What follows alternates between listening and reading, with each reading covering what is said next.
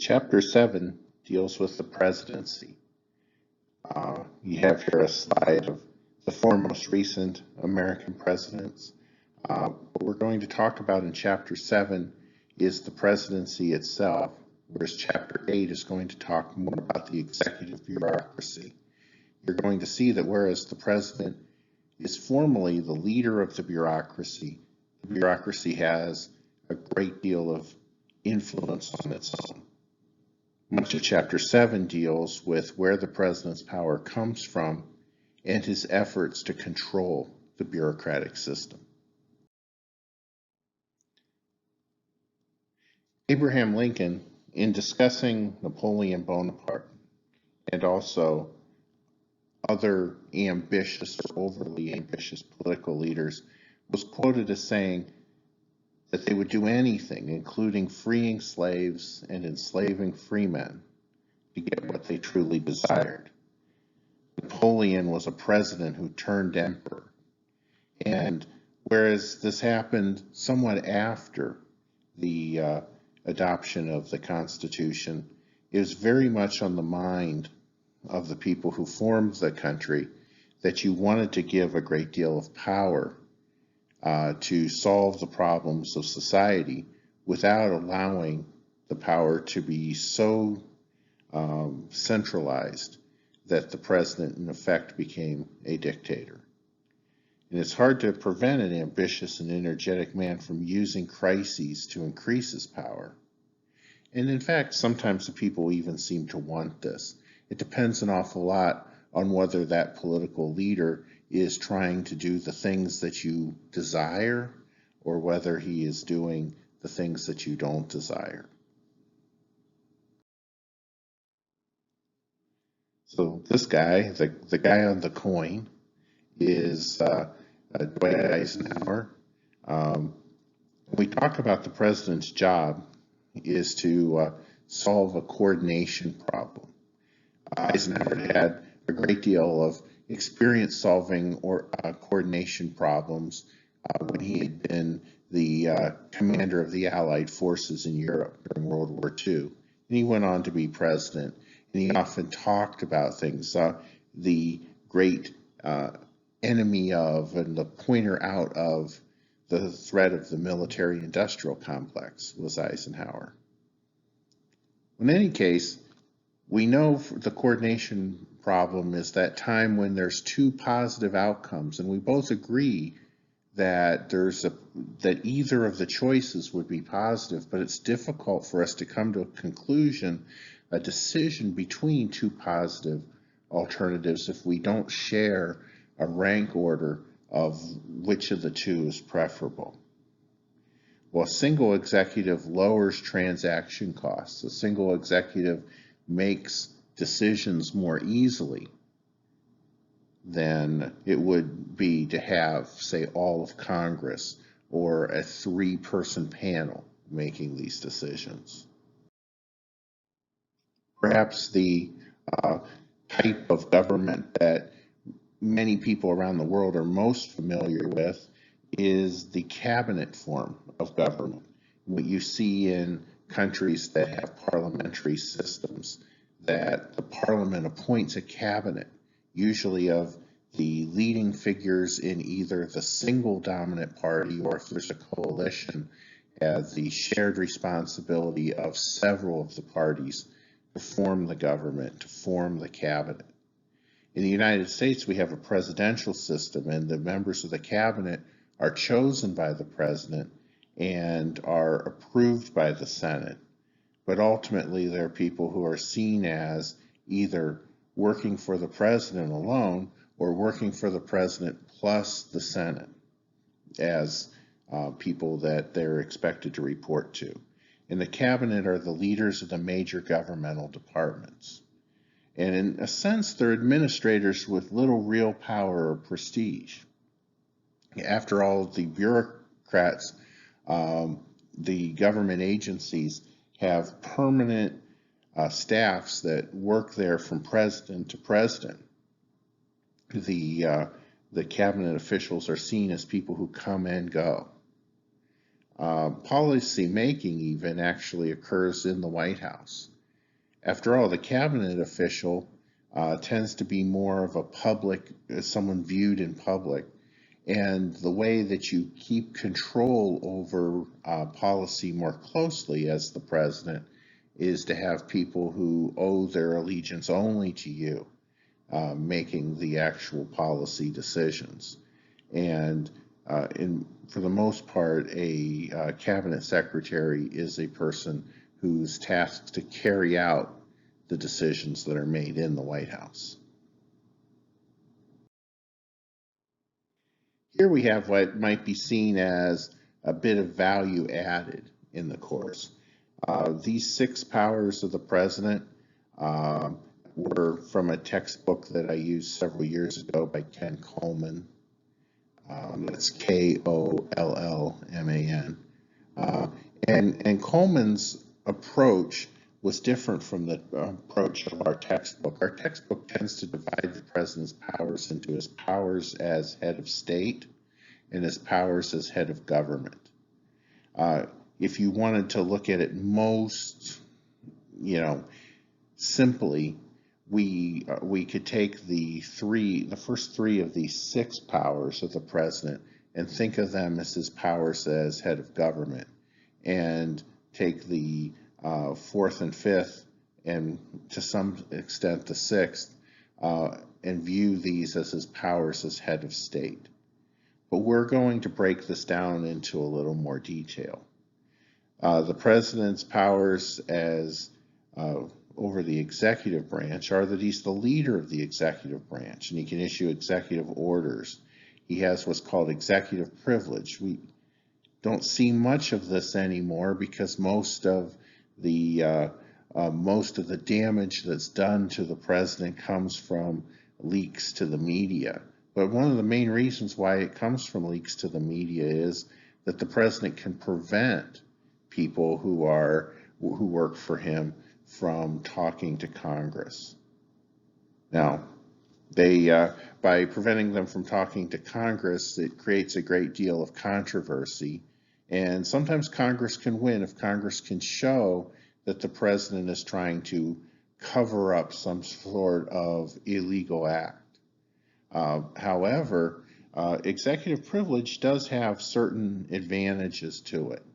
One of the best arguments in favor of executive privilege that I've ever seen, or the power of the president to not have his policy discussions with people who work with him revealed generally, is what if the president has a bad idea? Should a president feel that he needs to keep this bad idea to himself, or does he have the right to have some advice from people who are more knowledgeable to help guide him to making a better decision? I often talk to students about what if a president thought that the only way he could get Belgian waffles was to invade Belgium. Now, Belgian waffles are very good. And if you are going to not ever get Belgian waffles again, you might feel like maybe you should invade Belgium. After all, it's a pretty weak little country that couldn't stand up to the pressure and would probably surrender right away and give you the waffles if that turned out to be all that you wanted. On the other hand, you might want to, you might want the president to be able to go to his national security advisor, who would then, rather than putting it in a book that he wrote to make a lot of money, would say, Mr. President, you could go to IHOP and get Belgian waffles, and it might save us a war. Well, that's a flippant example, but similar bad ideas the president can be talked out of if he is given if he has the chance to have private advice. Executive orders are just directives from the president to people who work for him on how to carry out different laws. If you go to the White House, whitehouse.gov, there's actually a list called presidential actions. And if you go back, you see that the president issues executive orders several times, a couple times a week. Now, the president also has power over the legislative branch. Now, the legislative branch makes laws, but this is a coordinate power, right? The legislature makes laws or they pass bills and they send them to the president, who decides whether to veto them or whether to sign them. The legislature can try to override the veto, but a 2/3 vote, that makes it almost as hard to override a veto as it is to pass a constitutional amendment, or at least propose one. Now, that's just power at the end of the process. The president also has agenda setting power. He sends budgets to Congress. He delivers what's called the State of the Union address, where he sets his legislative priorities. So we have a person who both begins and initiates the policy-making process and ends the policy-making process. The fact that the legislature works and does everything in between, of course, gives them a great deal of power, perhaps more power in passing laws than the president. But the president is not without influence. The president has judicial power. The president nominates judges and determines legal policy through the Department of Justice. Ultimately, the people who work in the Department of Justice work for the president, and he can dismiss them. The judges, of course, he cannot, but he gets to choose who they are. As we talked about in Chapter 9, the people who become federal judges, often they get there because the president perceives that they agree with him on major policy issues. Now, the president has some power that's not directly over the different branches of government. His military power, his power over that portion of the executive branch that is in the military, is much greater than his power over the rest of the bureaucracy. He is the commander-in-chief of the armed forces, and this gives him the power to direct where we're going to position troops, whether we're going to get into or withdraw from military conflict. The president is very powerful in this area. The president also has diplomatic power. He sends and receives ambassadors, as we say. He can negotiate treaties, and treaties require a 2/3 approval of the Senate, and that's kind of hard to get. And so what we really see a lot of are what are called executive agreements. And executive agreements are agreements between the leaders of the United States and other countries over different issues in foreign policy. And then finally, the president has political power. He's the most visible leader of his party. He sets the party's agenda, and he engages in what's often called the permanent campaign, which is to say the effort that he has to increase his job approval in order that people who are in the legislature or people who are interested in politics realize that he has the support of as many American people as he can get to have on his side. Now, the guy on the left is probably the most powerful person you have never heard of, or if you have heard of him, you probably remembered him for when he was a member of Congress from North Carolina. This is Mark Meadows, and he's the president's chief of staff.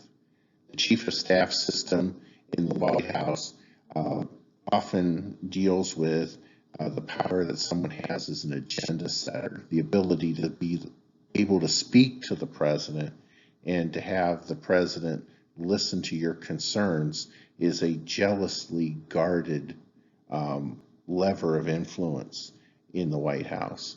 And the person who tends to make most of the decisions on who has access to the president is his chief of staff. President Trump has gone through several chief of staffs already. Meadows is the latest. Perhaps Meadows is the one who is most in agreement with the president on policy, so perhaps he will last through the rest of this term. Another very important position is the leader of the Office of Management and Budget. The Office of Management and Budget actually determines how much each of the different government agencies need to spend in order to do one of a couple things. They have something called the current services baseline, which is how much money they would get in order to carry out their same responsibilities as they did the year before. But they also look at the amount of money that it would take for these government agencies to carry out new responsibilities that might be given to them, either in authorization bills or from directives from the president. A lot of the president's power, we already talked about executive privilege. The gag rule deals with the ability of the executive to prevent different governmental officials from saying things that run counter to government policy. They removed policy making from the departments, and therefore the people who work for the president in the White House, the so-called White House staff, is determinative of most American government policy. Now, if you've been watching the Trump administration, you note that a lot of the conflict that they've faced is between Congress and the president over exactly how much control over the executive branch officials that the president has. Congress has sought to investigate the president on any number of different issues, and some of the people who work within the White House have leaked information to Congress. And then the president has tried to prevent these people from speaking on the record. Well, the question is exactly how much power does the president have over his employees? One imagines that President Trump is accustomed to having the same power over people who work for him in government as he would having power over people who work for him in the private sector from which he came. And that's not generally seen as the level of power. The people who work for the government tend to have many different responsibilities. First and foremost, to the regulations that their agencies have. But secondly, to the different sources of income and power that their agency relies on, most notably Congress. Now, those who've supported a strong executive, often these have been Republicans traditionally, but you will see if you look at all closely that Democratic presidents tend to be very much proponents of having a strong, streamlined executive branch as well. Proponents have suggested this idea of a unitary executive. Now, in a world where the president was all-knowing and was omniscient, right? The president was omniscient, all-knowing, and he could be everywhere, omnipresent. And he was able to do whatever he wanted to do. He was omnipotent. It would be entirely unnecessary to have an executive branch at all, right? If we wanted to, free Iraq from totalitarian rule, the president would just, jump up in the air, fly over there like Superman, run in, arrest Saddam Hussein, carry him out, and that would have been it. But if for only because he couldn't be both there and giving a speech in Washington, you need other people to work for the president. And so, since the president needs advice, since the president needs people to carry out his decisions, you have a broad-ranging executive branch. But he is the only elected official. So the unitary executive doctrine says, well, all powers of the executive branch reside foremost in the office and person of the president, and that other public officials in the executive branch are his extensions. They're doing what he would do if he were capable of doing it. And short of breaking the law, they're required to do as the president says. Now, an early proponent of this, we see on the right talking to President Reagan. The person on the right is Antonin Scalia, former Supreme Court Justice. But before he was on the Supreme Court, he was an advisor to presidents and such, and a legal scholar who largely came up with this idea in defense of some of the things that were done in the Nixon administration. So there's a logic to why a president is able to get people who work in the executive branch to do as he had hoped.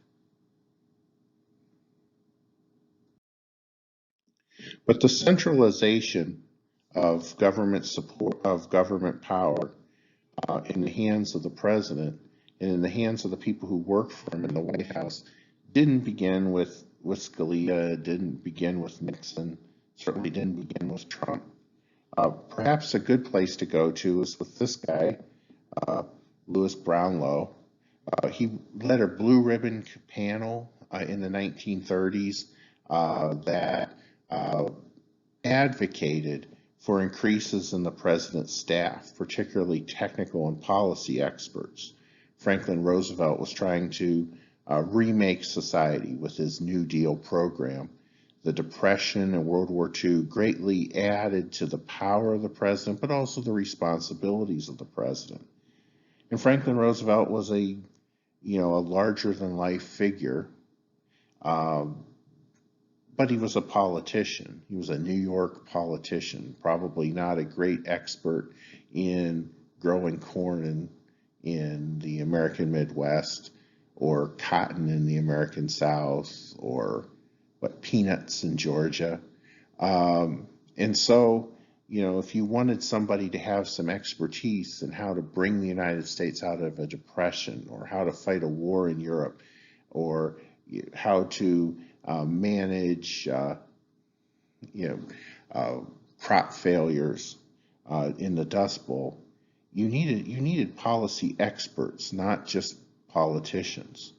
And Brownlow and the other people on this panel recommended the creation of the Executive Office of the President, which would coordinate the activities of the many people who would be brought on as technical experts working for the president.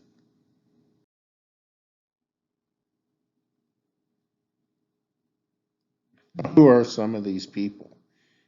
The Executive Office of the President includes the Office of Management and Budget, which we've talked about, and the White House office, who are largely political advisors and policy experts who work with the president more directly.